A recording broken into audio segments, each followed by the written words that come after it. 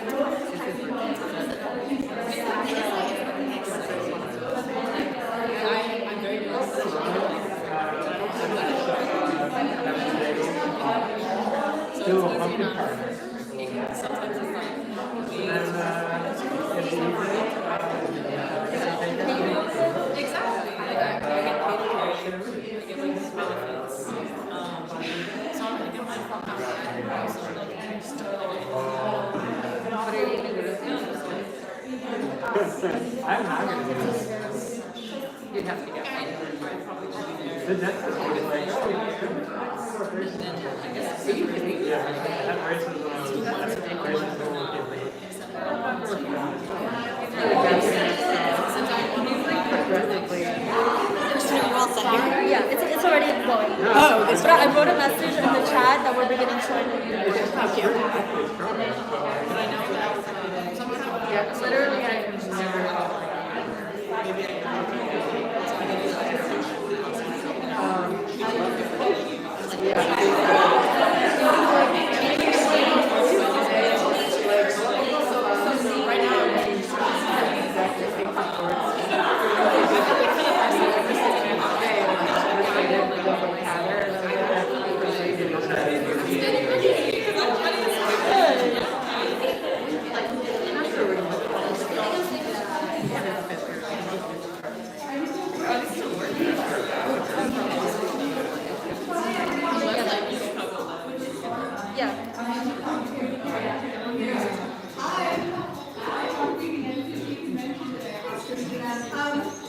Welcome to Blue Hour. Woo! I'm like wooing my own. Yes, everyone, welcome to Blue Hour. My name is Helene Achanzar, and I'm the Director of Programs at the Chicago Poetry Center. I am also the Midwest Chair for Kundiman, so I'm really excited about this co-sponsored event, this CPC Kundiman collaboration. Before we get started, I would like to offer a land acknowledgement. We want to acknowledge that this event is being hosted on the unceded traditional homelands of the Council of the Three Fires, the Ojibwe, Odawa, and Potawatomi nations.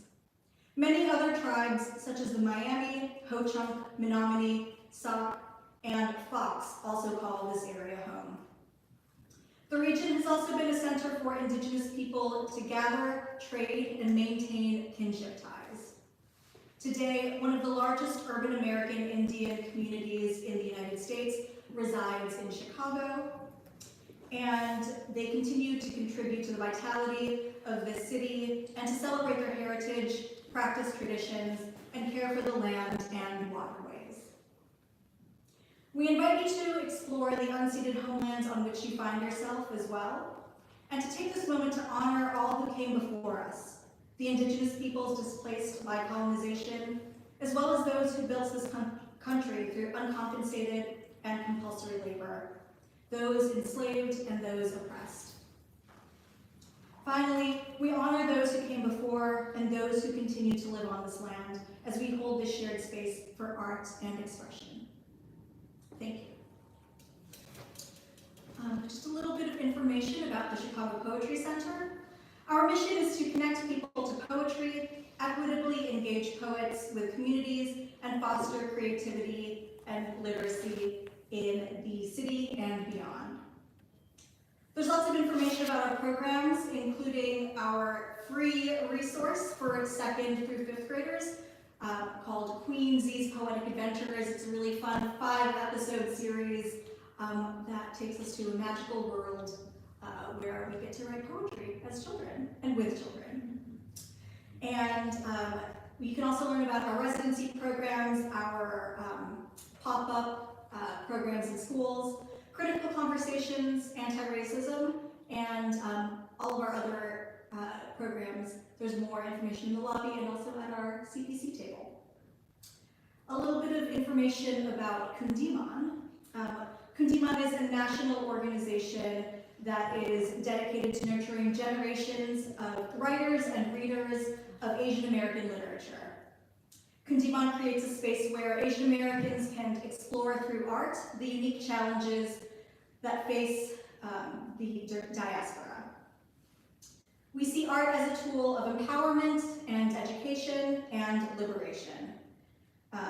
We use art to address proactively the legacy we leave for our future, and to extend Kundiman's vision of community building for Asian Americans. Kundiman has developed a national network of regional groups to host their own events, such as this one, in collaboration with CPC. Finally, a little bit of information about Blue Hour. We do this every month, so our workshop is at 6 p.m. It sells out very quickly, so please register early. And our reading series, there's a schedule on the table. There's a little QR code as well if you'd like to follow along and keep up with us. Please do sign our mailing list. On Wednesday, November 16th, We have a really exciting duo of Carlos Cumpion and Jennifer Scapitone. And in December, we have a year-end poetry party. So please come, there's a community open mic and some other surprises. So we look forward to seeing you in December. And again, if you're not already on the mailing list, sign up, keep in touch. We want to tell you all about our cool programs. And finally, I'm really excited to welcome Willie Lin to the stage. Willie Lin was born in Beijing, China, and lives and works in Chicago. She's a Kundiman Fellow and the author of Conversations Among Stones, forthcoming in 2023 from BOA Editions. Willie is also the author of the chapbooks Instructions for Folding and Lesser Birds of Paradise. Please welcome Willie Lin.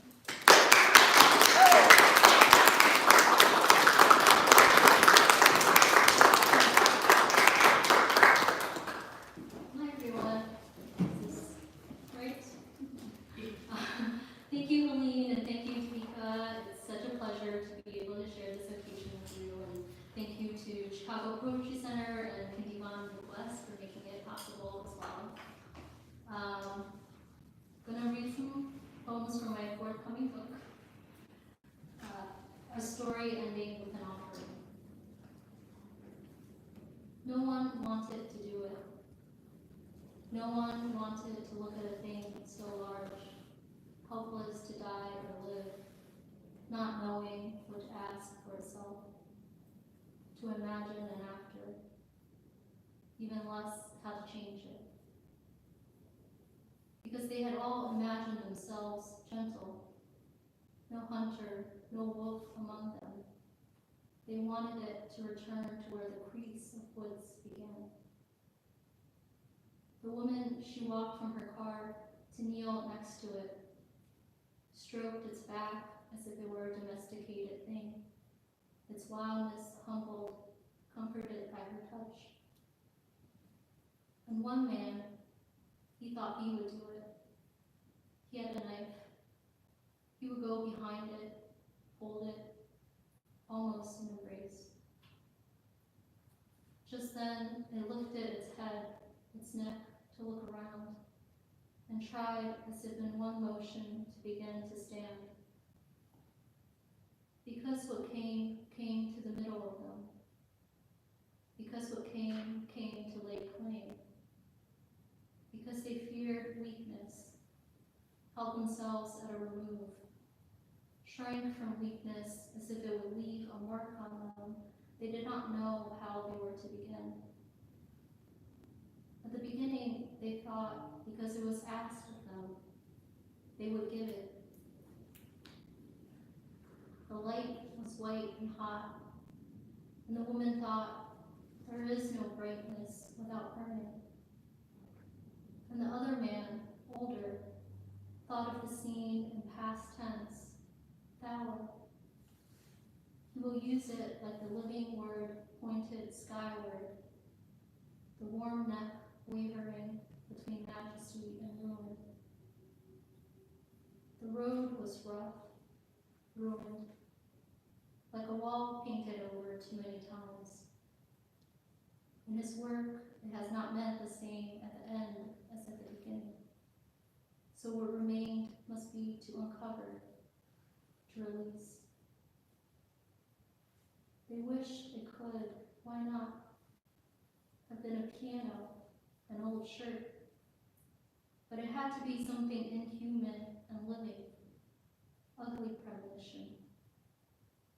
They felt themselves held like the thing they held to. How long had it been? Will it be before again, against its will, unable to submit?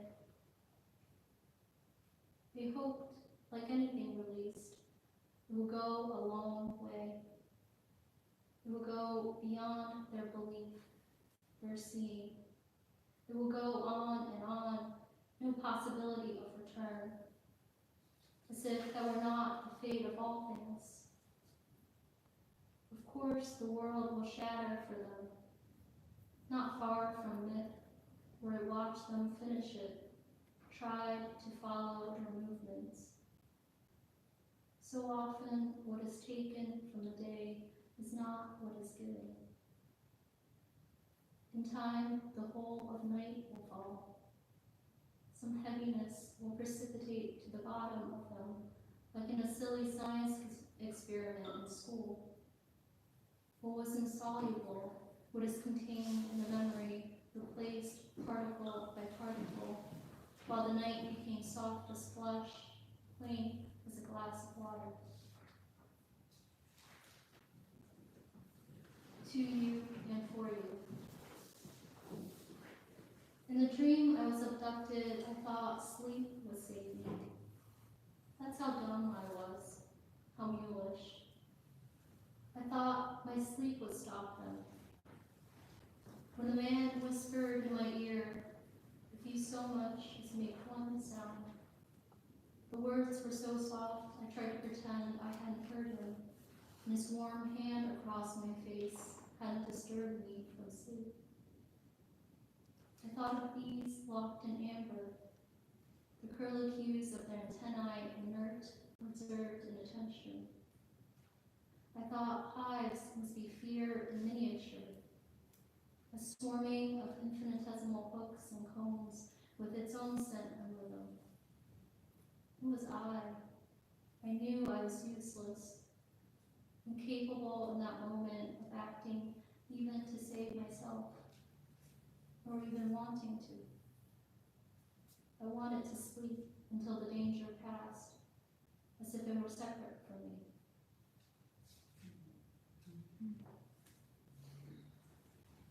Apocrypha. Tell me a story about what I was back then. Show me a picture of how light muscled through the balcony. The windows then, I think, faced south, though it could have been west. For all the years I lived there, I remember none of the rooms as mine, though one must have been. For a time, I slept in the storage room, whose view was of the interior, one window looking into the kitchen. You too slept in that room, before or after me.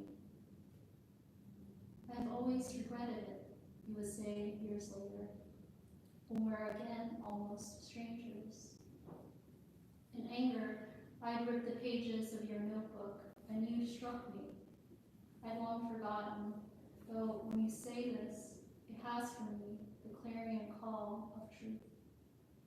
Suddenly, I think I can recall the blue ink, the great light trickling in, the chair I fell against. Back then, I was always waiting for a sign. Music always sounded somber to me, like something heavy was pouring down over it, keeping it low, like something was arriving or ending. And you could say, yes, something was. I'd wanted to pull the earth, that tract of mirthless trees, piano keys painted on the kitchen table, the past perfecting its uselessness, like the locked wardrobe with a hole in its door, over me like a shroud. Hard to believe now, anything so forceful, so personal, could have passed between us. Back then, I must have wanted to hurt you more than I wanted to be whole. This next poem is about making a mistake, kind of. For the longest time, I thought a gauntlet was a cup. So when I read, he threw down a gauntlet, I pictured someone throwing down a drink forceful way. Until one day, I was walking through the Art Institute, actually, and there was an exhibit on armors and weaponry and that sort of thing. There, in a case with label, it said, "Gauntlet for the left hand." That's when I realized it was a glove, so. This poem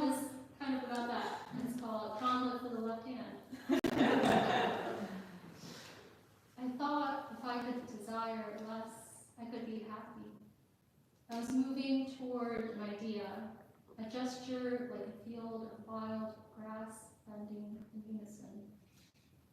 A field untended, and therefore instrument of only itself, beyond score, where one bends as others bend, not in a single moment exactly, but in the next, or the one before, in agreement. When I conjured the hand, the flush, casing of skin, nail beds, slight tightening of knuckles, sheath in the glove, gilt and fine, corrugated as a beetle's abdomen, I thought first, not how terrible, but how true. The steel fact kept the man for a time, and kept on after him. I thought, if I could possess a fact, something true, if I could love that truth more than myself, I could return to the world. When I invented the field falling, it meant only one place, all that is coming to greet me in truce with no ammunition. And the moment before that, and the one before, I was sure I did not care to reach you. Name a stone after me, I thought. I would be a stone in that field, anathema to the field. And now I know it is terrible to want nothing. I'm going to read for you a poem by Deborah Diggs from her book Trapeze. Always really loved this poem, and I thought it was the most mysterious poem. I had no idea what it meant. Until recently, when I saw those headlines and news articles about the British royal beekeeper telling the bees that the queen was dead. And that really unlocked the poem for me, for reasons you'll see. But until I read those news articles, I didn't know that the idea of telling the bees was a real practice or tradition. So this poem is called Telling the Bees. Now that I know what telling the bees means, the poem is maybe like a little bit less mysterious, but it's still very good. So again, it's by Deborah Diggs. Telling the Bees. They fell to me to tell the bees, though I had wanted another duty, to be the scribbler at his death, their chart the third day's quickening. But fate said no, it falls to you to tell the bees, the middle daughter. So it was written at your birth. I wanted to keep the fire, working the constant arranging and shifting of the coals blown flaring. My cheeks flushed red, my bed lay down before the fire, myself anonymous among the strangers, there could come and go. But destiny said, no, it falls to you to tell the bees, it said. I wanted to be the one to wash his linens, boiling the death-soiled sheets, using the waters for my tea. I might have been the one to seal the solitude with mud and thatch and string, the webs he parted every morning, the hound's hair combed from brushes, the dust swept into piles with sparrows' feathers. Who makes the laws that live inside the brick and mortar of a name?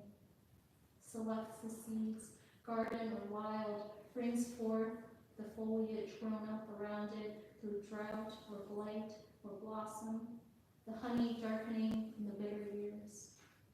The combs like funeral lace or wedding veils, steeped in oak balm and rainwater, sequined of red wings. And so arrayed, I set out, this once obedient, toward the hive's domed steps on evening's hill, 5 tunes alight. I thought I heard the thrash and moaning of confinement beyond the century, a calling across dreams, as if to ask to make haste just out of sleep. I knelt and waited. The voice that found me gave the news. Up flew the bees toward his orchards. I'm going to read one last poem, and it's called Box of Stars. I hate when the gods leave us. Field of wind, field of wine. A headache is a loneliness in which to lie down, so one enters sleep every night, a little softer, learns to walk softly over graves. The brightness in the sky, neither the color of rust nor moth. Lucid because we do not yet understand, though we imagine its meaning. Like a poem, given freely and forever, made for burning. Another season flown through. I have the one word, the one branch I will continue to break to prove it is mine. And I can make something of suffering, the way I can make something of elbows. Thank you.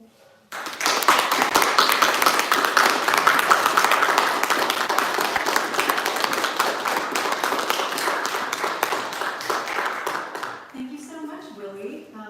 Everyone, Conversations Among Stones, BOA 2023. Now it's my great pleasure to welcome Dipika Mukherjee. Dipika is the author of 3 books, including her latest poetry collection published this month. Dialect and Distant Harbors. You can buy it at the CPC table. And her poetry also appears in publications around the world, including Rhino, Post-Colonial Text, World Literature Today, Asia Literary Review, Del Sol Review, and Chicago Quarterly Review.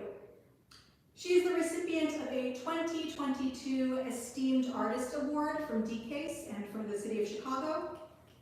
She teaches at the Graham School at the University of Chicago, as well as at Story Studio Chicago. Please welcome Dipika.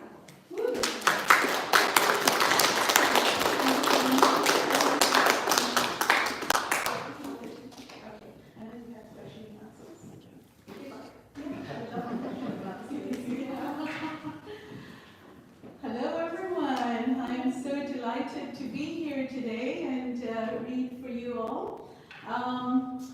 Willie's poems were very, very moving. Thank you, Willie, for sharing that. My poems very often start from a place of rage. So I think it's going to be like a little different. But I also write a lot about travel. So I would like to begin with a poem that is about travel and about wanderlust. So it is actually the first poem, and those of you who have the book already, it's on page 3. Everyone can hear me at the back? Yes? All good? Thank you. Wanderlust Ghazal. My language is a Bedouin thief, delighting in foreign sands. It understands the erasure of monks, the ritual of palimpsests. English has no word for hemonto. No, not autumn, nor winter. No harvest goddess in a veil of mist, opaquely drawn. The evening lamp in her hand gleams lambent through the fog. Her voice merges into the howling wind with abundance, desolation. Every year, Mount Kinabalu is still wreathed in monsoon clouds. Cloud messengers may be different, but some still speak of love. Malay lascars sang of narrow boats with pineapples stacked too high. A grievous vastness to this world beyond human experience. Wanderlust is a disease, incurable. Deep from within it chortles. The light of the moon cannot be rooted, Dipika. do not even try.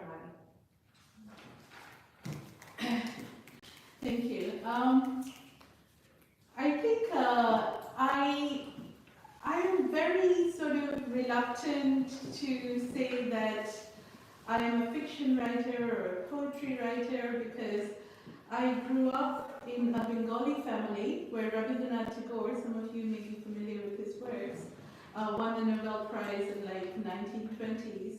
And the songs and the poetry that he left behind, as well as the novels and the paintings and everything, are still very, very highly regarded and well known in India and certainly in some parts of the world. So he could basically just do everything. He could paint, he could write, he could write anti-British propaganda, he could, do plays. So I feel that, when I'm just doing fiction and poetry, I'm a bit of a slacker already. I should be painting, I should be doing plays. I'm just not doing enough. But some of the things that I do write, and I think you all did a high one, right, from my work earlier. The line between prose and poetry is really very thin for me. So the next poem I'm going to read out to you was actually written, I thought, as a poem, but when it wasn't getting published as a poem, I started sending it out to flash fiction places. And now it is actually included in the best small fiction. Never mind. Okay. So this is on page 4, which is the next page actually, and it's titled Bangkok, 1956. I will not be born for another 9 years. It is my father's first foreign posting. My mother is his bride. She leaves a sprawling home in Calcutta and 15 playmates to take his hand, crossing black seas to go where he will go. In a house as vast as her natal home, there is the two of them, a maid, a gardener's family. Only silence speaks her language through cavernous trees. He has not learned to woo her. They both married when told. But one day he brings home a sari from the Parsi merchant. Look, he says, unfurling a shimmer of cloth on their bed. The rose color reminded me of you. He is colorblind. She sees a snot green of silk. It reminds her of mold on monsoon drains. She picks up the sari and drapes the pallu coyly over her shoulder. She looks at the ground and says, "This is the most beautiful thing I have ever owned." All right. I wrote a few of these poems when I really felt like I wasn't very welcome in this country, and things were happening that were very disturbing around. So this was written, obviously, about 4 years ago, so, or maybe slightly earlier. It's titled Going Back to Where I'm From. And I would like to say this to all the young women in this room: as you grow older, like I am, you realize you have a certain crone energy, the old witch, And when you sort of use it to speak up and say things that need to be said, especially when you have a microphone in front of you, that is what really you all should be doing, because there are so many people around the world who actually do not have a mic in front of their face. So I don't think that I'm going to change anything, but I do believe that just bearing witness to what is happening and saying that this is not right is in itself something worth doing. So I encourage you all in this room to write from a point of rage. Going back to where I'm from. Going back to where I'm from is to return to women who are goddesses, incense, smoke, and drum beats, and women who bury infant girls into the ground, into milk vats to drink until they drown. To many armed goddesses who slay demons and darkness and scarcity of thought, and women who are womb and vagina, never brain or mouth. To stargazers who sent probes to Mars, mathematicians of cosmic poetry, and women raped in temples, strung from trees, disemboweled in a dark-tinted moving bus. To Bengal and Indus Valley and Chittenden Park and Texas and Ohio and State Street in Chicago, to meals beginning with bitter gourd and ending in milky sweets, and sweetwater fish and mountain goat and homemade cheese strained through muslin so fine it passes through a child's golden ring. The mind travels as a flume, belonging here, rooting nowhere. The hunger for roads packed with parched red earth. July, the monsoon cool of running streets. Clouds paused for the miracle of light on water. The skies turned off.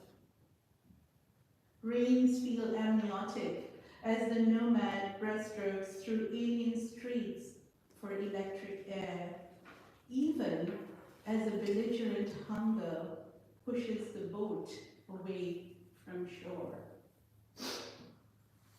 I am more than a dress or a sari, more than henna and bindi, and more than skin scabbed with regrowth.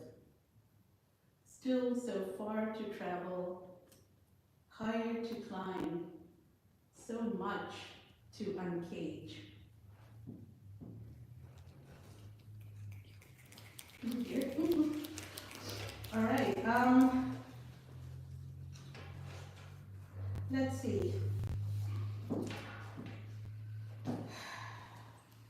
Let me read out the title poem from this collection, because Dialect of Distant Harvest refers to basically losing a language, and I think a lot of you in this room may be bilingual, may sort of understand this deep-rooted attachment to language. As a social linguist, I know this, that even when communities lose their languages, the last thing to go are the words for food. So you may not know anything else from the ancestors who preceded you to this country, but you will know your community's food items, at least a few of them. But that loss, as you are watching it happen, can also be a little painful. So this is titled The Dialect of Distant Harvest. Bengali is my father tongue. It's true my mother speaks Bengali and crooned fule fule tole tole over sleepy infant heads. But it was my father who grounded Bengali, watered curlicues of text, weeded enunciation through teenage years, when English whispered, "Put your head on my shoulder." When Indian schools spat out vernacular as the dark peasant destined for penury, English strutted like a boss. But my father recited Tagore, the Bengali sibilants, a song on his tongue. Bohu din thore, bohu krush dure. I have traveled miles, spent years afar, seen mountains and oceans new, but I haven't seen outside my door paddy glinting in morning dew. Bengali is the 7th most spoken language of our world. It will not disappear by my neglect, nor Bengali poets writing in English. It is impervious to our mad dashes and enjambments, our stutters in severed tongues. Yet I fear the absences in the vocabulary of my children. 7th most spoken language of the world, but its majesty unfelt. In this foreign tongue, I continue to write in, to reach you, to reach you. Bengali is still my magic chalice, refilled by the dialect of distant harvest.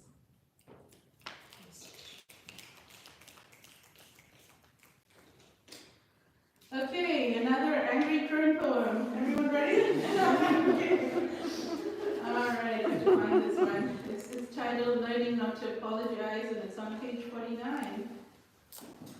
I say this at pretty much every reading I've been going to. As a 20-year-old growing up in a South Asian family and female, I was very conscious about what I said about my sexuality, about any sort of, bodily functions even, and certainly I would not talk about my abortion. But looking at what's happening in this country and for, even things that are happening around the world in terms of the agency that women are losing over their own body, I think it's very, very important for us all to speak up about how, women's agencies over their own bodies is just a basic human right. So I have a couple of abortion poems in this book because I think, it's not obviously something that you're happy about. I don't think, anybody does it because it's a fun thing to do, but it did change my life, and I think it would have been very different if I did not have access to that right when I did. So this one is titled Learning Not to Apologize, and it's a very short poem. So Learning Not to Apologize.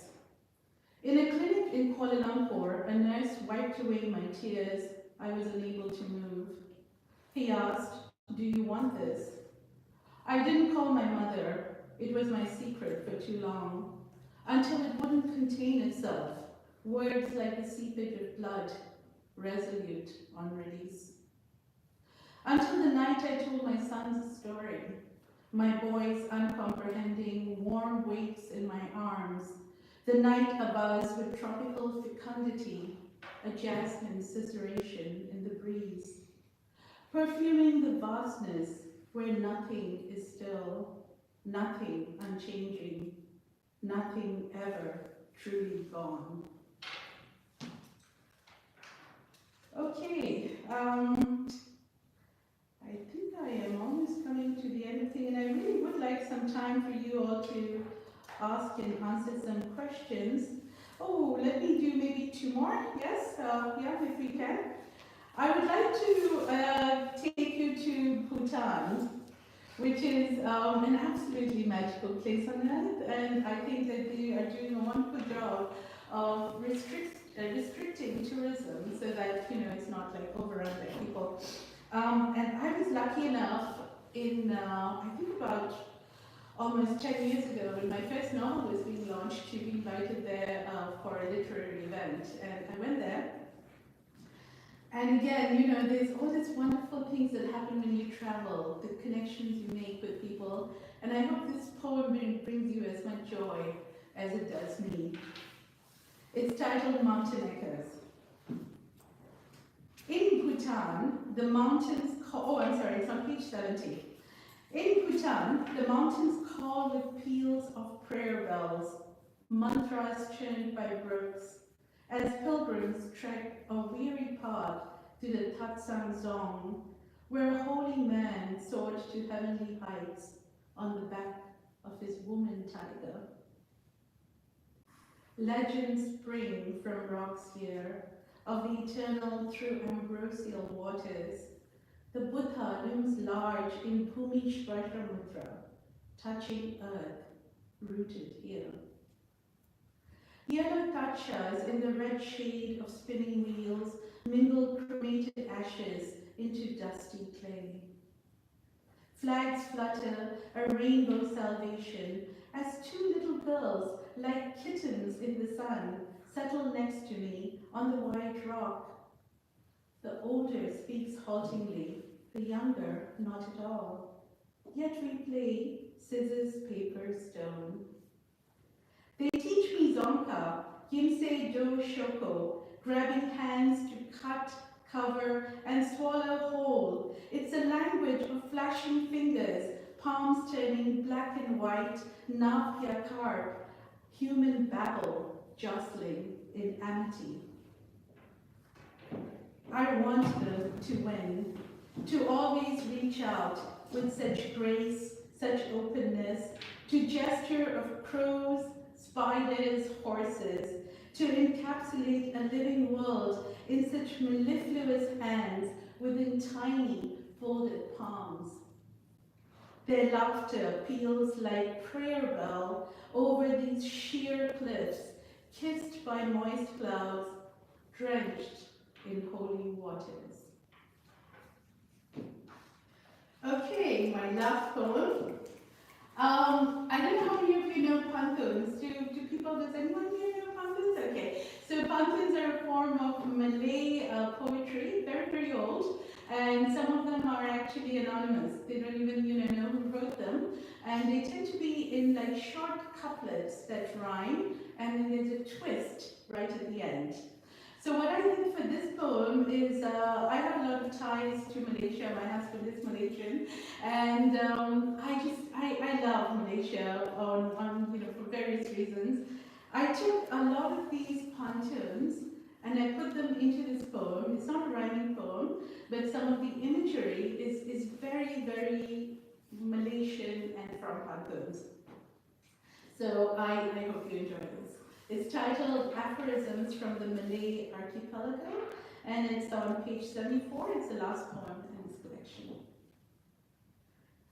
In the 5th decade of life, mothers are grandmothers, matriarch of clans. Men unshackle like hermits, seeking caves, detached to higher calling. As quietly as the sweet potato virgins, so quietly does iron rust. I of East-West, modern ancient, wanted to glide, like flying squirrels, from Arica to Dayfront, certain I, not the wind, caused trees to sway. Moored now, a pea expelled from shell with no husk to shelter under. What is gravy if it doesn't fall on rice? Even the sunbird touches ground, or is an aphorism, a cautionary tale. No matter how you chop water, it doesn't break, but uncontained. What is water but murky clay, evanescent cloud, diminished to vapor? All right, that's my last poem.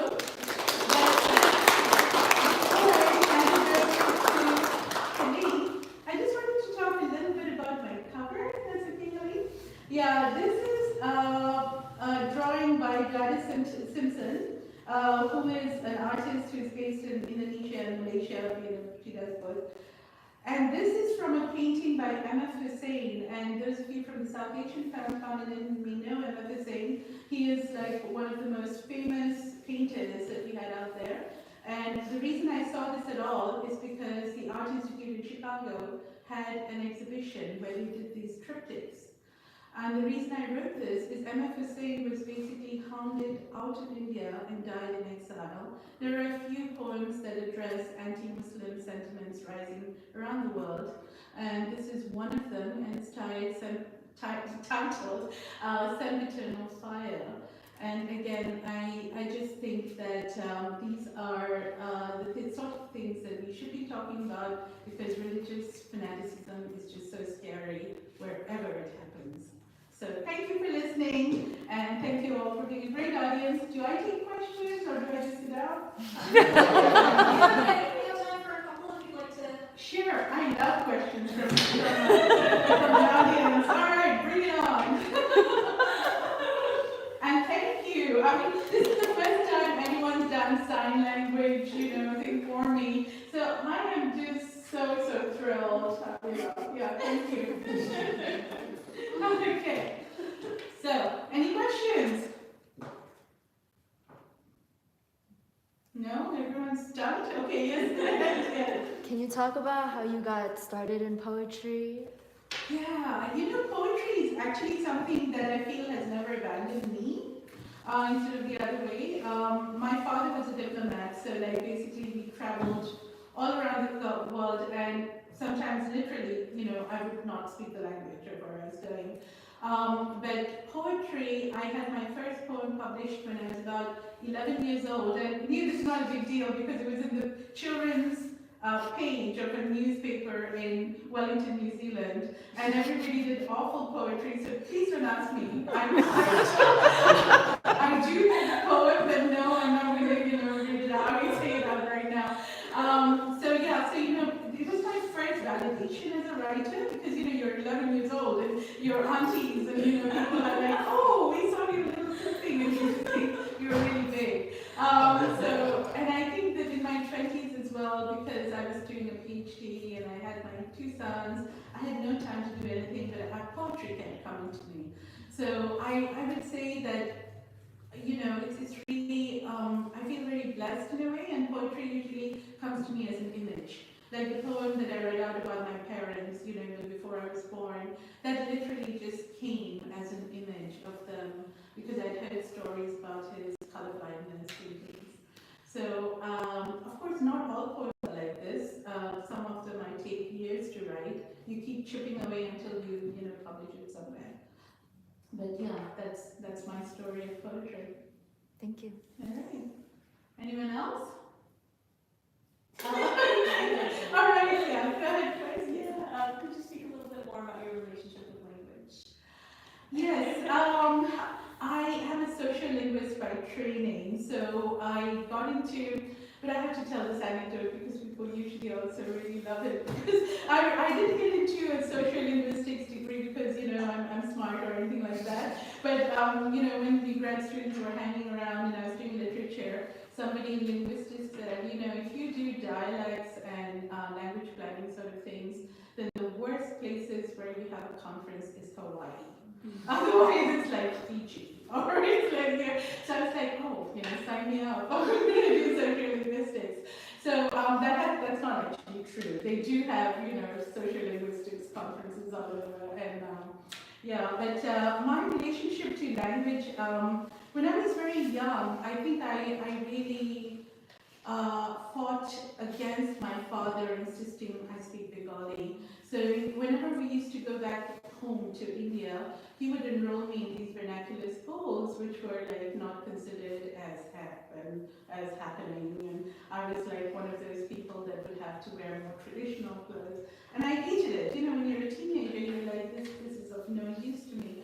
But now I am so grateful that I can read in my, mother tongue, and that I have these resources. So I speak 3 languages, and 4th, the Malay, kind of really badly. But I think that, languages sort of do open up your world because there are some words that are untranslatable. They're absolutely. And the more that you have these resources, the better often you can empathize with the world. So thank you for asking that question. Good. You mentioned form a couple times. We've had a couple of poems in form, and I was just curious how you find your way to form with an individual piece of writing or series of writings. Is it you're wanting to play with the form first, or something brings out the form for you? Right. Yeah. I think some absolutely. Like I think some poems just sort of lend themselves to a certain form. Like this is a really bad example. But if, for example, you want to sort of a dirge, things that repeat themselves, you sit down and you write a villanelle. I'm making it sound as if that's the easiest thing to do with a villanelle. That's so hard. But again, you have to keep coming back. And I think even a punter is a bit like that. You keep coming back. So that's there, but I have also been really interested in trying out Asian forms, just because they're not out there as much. So the Ghazal, I think, of course, Aga Shahid Ali, he did a lot to promote it in this country, but it's still a form that, of course, I've been breaking a lot of rules with and playing around with. Also, definitely, there's a Pamti in here, which comes from Vedic meter, which is like older than any of us or any of our memories. So that's a very, very old form. And I think what you all did was a high bone, which is again a very Asian form. So I just like to play around with Asian forms and give it a little more representation maybe. And just they're fun, they're just new ways of looking at things. All get out of your way and I'd love if you signed some books. Oh yes, I would love to sign